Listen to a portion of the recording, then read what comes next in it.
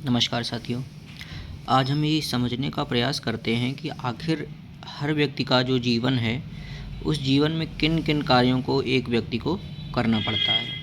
अब यदि हम इस जगह पर आकर देखें तो ये किसी भी व्यक्ति की वो एज है जब वो जन्म लेता है, यानी वो पैदा होता है, इस दुनिया में आता है। अब जन्म से लेकर और आगे हम बढ़ते जाएंगे यहाँ 25 साल तक।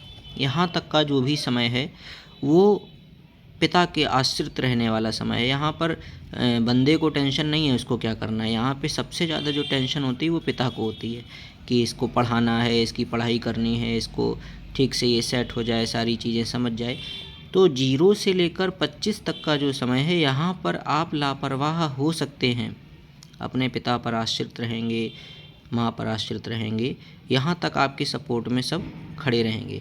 लेकिन जब आप 25 से ऊपर की ओर जाते हैं, यानी 30 की तरफ बढ़ते हैं, आपकी एज लगभग 30 के आसपास पहुंचती है, तो आपके साथ क्या होता है कि 25 से 30 के बीच में ही आपका विवाह होता है, आपकी शादी होती है। अब यहाँ से यहाँ तक का जो समय था 0 से 25 तक का, यहाँ तक तो आपने खूब एंजॉय किया, खूब मौज मस्ती की। लेकिन जो समय ये शुरू हुआ 25 से 30 का, यहाँ पे हुआ आपका विवाह, आपकी शादी हुई। अब यहाँ पर जब शादी हुई तो धीरे धीरे होता क्या है कि जिस व्यक्ति का विवाह 25 से 30 साल के बीच में हुआ, इसके ऊपर जिम्मेदारियाँ बढ़ने लगती हैं, पारिवारिक जिम्मेदारियाँ आती हैं, बच्चे होते हैं आगे, उनकी जिम्मेदारियाँ आती हैं। तो इस तरीके से ये जो व्यक्ति यहाँ पर बिल्कुल लापरवाह था, यहाँ पे जिम्मेदार बन गया। अब इसका जीवन शुरू होता है। तो 30 वर्ष के बाद का जो जीवन है ठीक वैसा ही होता है जैसे 0 से 25 या 30 तक पिता का होता है। अब आप वही किरदार निभाएंगे जो आपके पिता ने निभाया था आपके लिए। तो यहाँ से लेकर 50-55 साल तक का जो समय है, उस समय में हमें अपने बच्चे की शिक्षा और जॉब इन सब के बारे में सोचना होगा कि उसको क्या करना है, कितनी क्या पढ़ाई के खर्चे रहेंगे, किस तरीके से आगे उसको डेवलप कराना है। और जब उसकी एज, जैसे कि हमारी एज यहाँ पर 25 से 30 थी, आपके बच्चे की एज 25 से 30 होगी, तो उस समय पे हमें उसके विवाह इत्यादि के लिए भी प्लान करना पड़ेगा। तो जब हम ये समझ जाते हैं कि 0 से लेके 25 तक का जो समय है ये पिता आश्रित है, यानी इसमें हमें टेंशन नहीं है। लेकिन 25 से लेकर जो 60 तक का समय है, ये हमें अपने दम पे जीना है, अपने दम पे सब बनाना पड़ेगा। यहाँ पे 25 से 60 तक का जो समय, और सारी जिम्मेदारियाँ भी उठानी पड़ेंगी।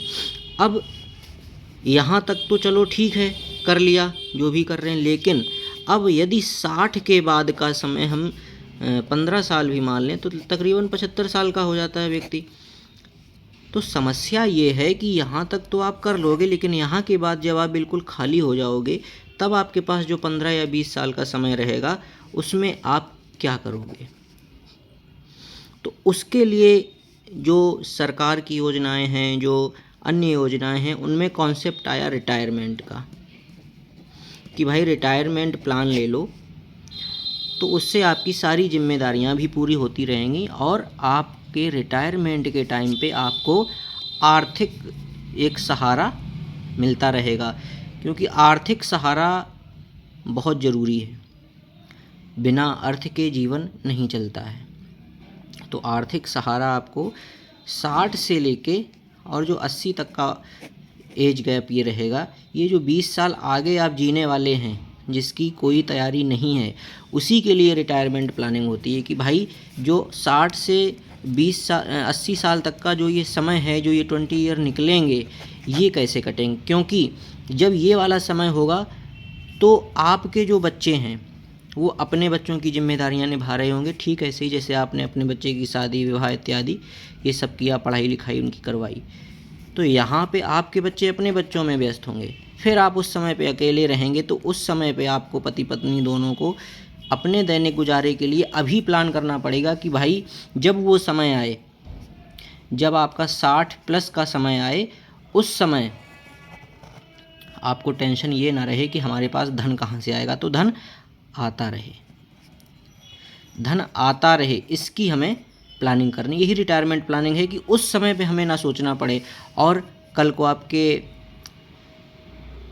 नाती होंगे, नातिन होंगी, आपके पास आ रहे हैं, तो आप उनको अपने मन से कुछ भी गिफ्ट देना चाहें, कुछ भी करना चाहें, जो कि आपके पास पेंशन आ रही है, आपके पास पैसे आ रहे हैं, तो आप कुछ भी कर सकते हैं।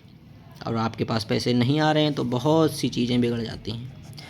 तो ध्यान ये देना है कि हम कुछ ऐसा प्लान कर लें कि जिसमें हमें कुछ समय तक देना पड़े और उसके बाद हमें कुछ भी ना देना पड़े और सारी चीज़ें होती रहें। मिलते हैं नेक्स्ट वीडियो में इस चीज़ का सल्यूशन लेके कि आपको क्या ऐसा करना चाहिए जिससे आपको कुछ समय देना पड़े, बाकी सारी जिम्मेदारियां ऑटोमेटिक पूरी होती रहें।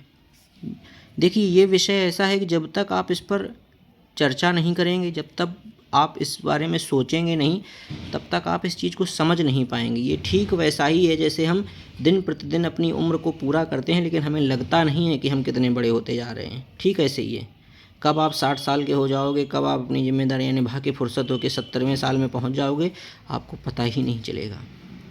इसलिए रिटायरमेंट प्लानिंग बहुत ज़रूरी है। और इसको ये मत सोचो कि यार आज नहीं कल कर लेंगे, कल नहीं परसों कर लेंगे। जितना जल्दी हो सके उतनी जल्दी रिटायरमेंट प्लानिंग कर लो, वो करनी ही पड़ेगी आपको। ठीक है, मिलते हैं अगले वीडियो में। बहुत बहुत धन्यवाद आप सभी का। Thanks for watching this.